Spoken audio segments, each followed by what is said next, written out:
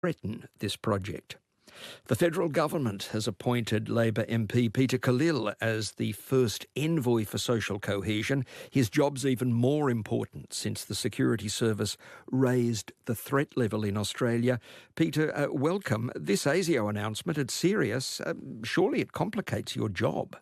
Both of those assertions are true, Andrew. I think the fact is that there's been a fraying of social cohesion, and these are some of the factors that have gone into this change in the threat assessment and it being raised from possible to probable. But I will say, though, that raising the threat level doesn't mean that there's an imminent threat or intelligence of an imminent threat or a terrorist attack in this case. What it does mean, though, is that ASIO have made an assessment and advised government that the current security environment has shifted. Obviously, there's been a global rise in politically motivated violence and extremism. We've seen that around the globe. And they're seeing radicalisation of young people, online radicalisation. You're seeing embracing of a very different number of a range of extreme ideologies where people are more likely to use violence as a means to promote their ideological position or their views. So all of that considered has led to this raising of the threat level. We know from previous announcements from ASIO that the threats are varied. We've got far-right radicalism, racist radicalism. But the government, and to some extent you're in a bit of a conundrum here, because I notice that some conservative commentators are saying, not without reason, that part of the threat level comes from rising anger among sections of the Muslim community over the Gaza war. But if you name that, does that in itself add to social or the lack of challenge social cohesion? An interesting conundrum, right, Andrew? But often with the security and national security issues, what is said does matter. And obviously, very clearly, the vast majority of protests, let's be very, very clear about this, the vast majority of protests in this country has been peaceful. And that's as it should be. And we and I support the right to protest as a fundamental democratic right. To express oneself either collectively or as an individual about your political views or your views on a particular issue should be absolutely protected as a right, as part of our civic society, as part of our democratic system. Where it becomes problematic, of course, is where it crosses over into violence, any form of violence, any form of physical intimidation, harassment of other people, hate speech or vilification based on their ethnic background or their faith background or their sexuality or gender or whatever it might be. That is unacceptable. And it's sanctioned by the law, of course. But also, I think what we're seeing too is the fact that the cultural acceptance of these types of actions crossing over into violence, that's where I think we need to do a bit of work. This is where the social cohesion stuff comes in as well. People should be able to disagree peacefully and respectfully. In fact, that's what we want in a cohesive society. You actually worked in the Middle East, in Iraq, after the US-led invasion in 2003. That was social cohesion at its absolute worst.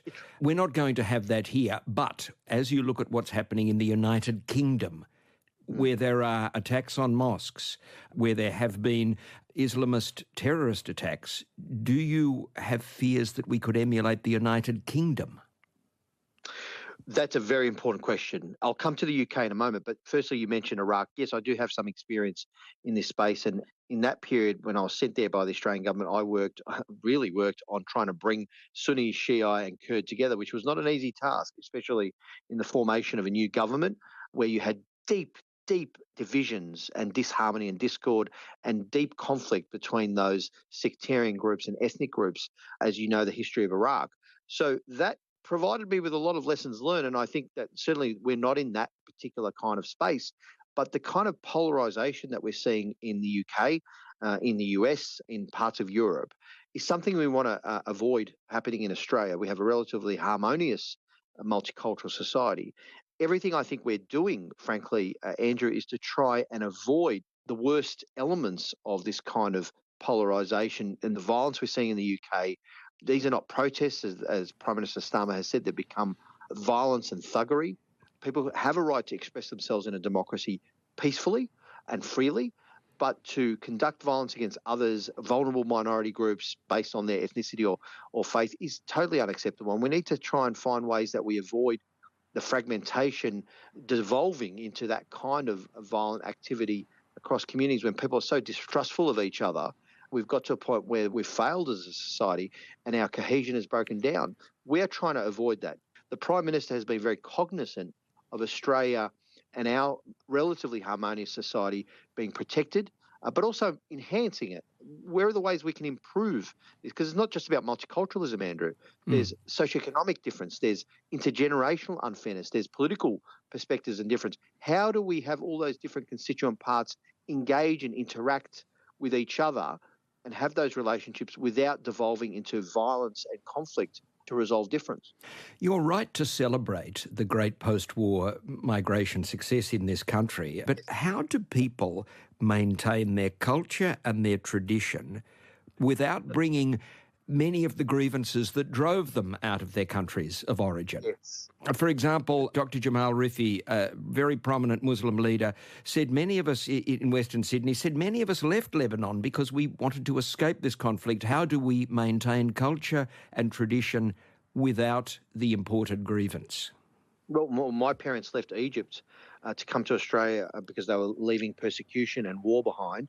They wanted a life of peace and security. Many, many migrants, the vast majority of migrants that come to this country are looking for a better life, for more economic opportunity, social opportunity, peace, security, and so on. So there's a real understanding of that. But your question is a very good one because this is not a new problem. I mean, the sectarian differences in Australia between the Catholic Irish and the Protestants that are played out here last century as well.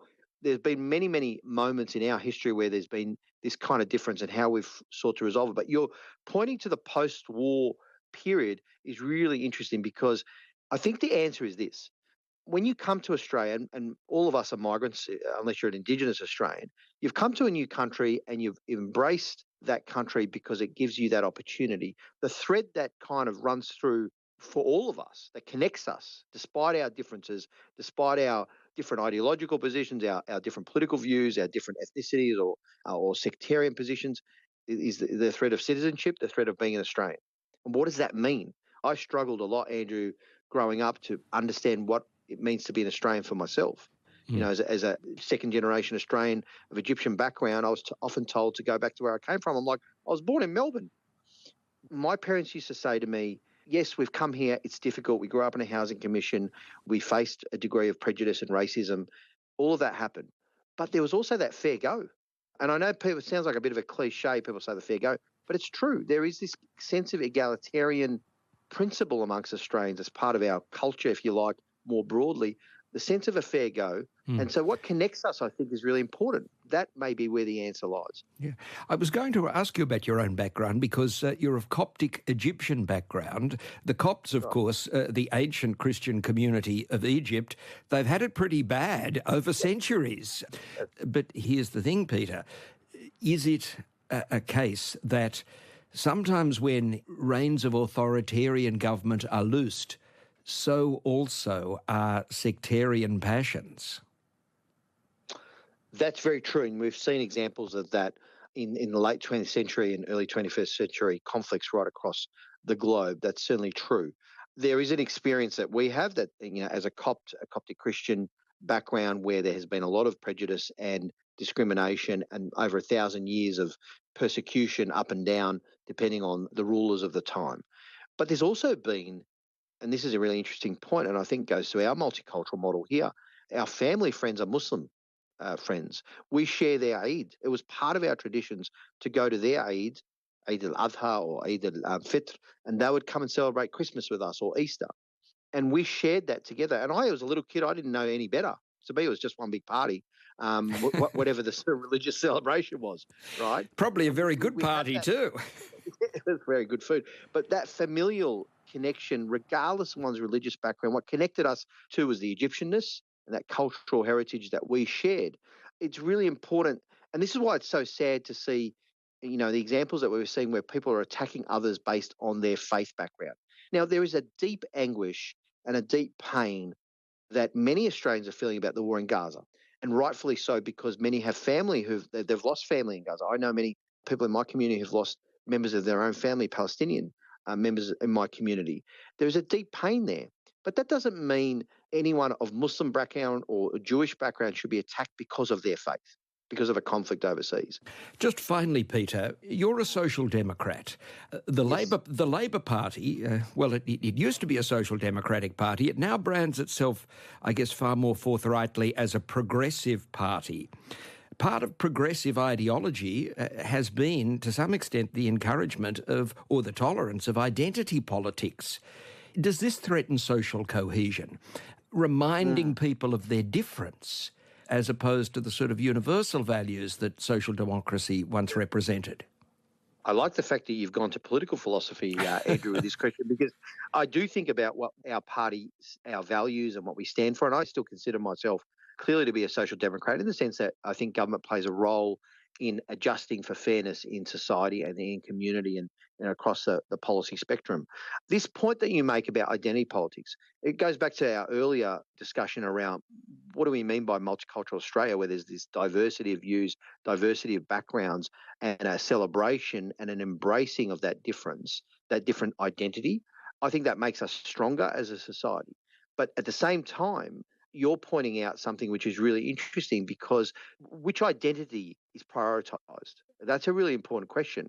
I see myself as an Australian, as an Australian of Egyptian background, as a Victorian, as a Collingwood supporter. Some people might not like that listening out. I have many identities. We all do, don't we?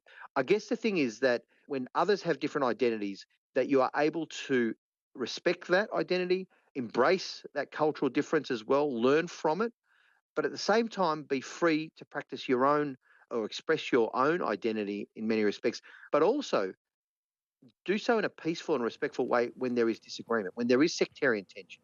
And that is possible. It's possible in my experience. Even in the worst examples in Iraq, I saw people that had ancient animosities, like Sunni and Shiite difference, or Kurds and the other groups, the Shiite militias or whatever it might be, coming together on things that you can find common ground on.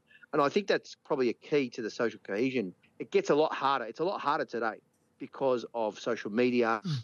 Peter Khalil, he's the MP for Wills, Bob Hawke's old seat in Melbourne, actually. He's the new special envoy for social cohesion. Peter, thanks for joining us on the Religion and Ethics Report. Thanks so much, Andrew. It was great to talk to you.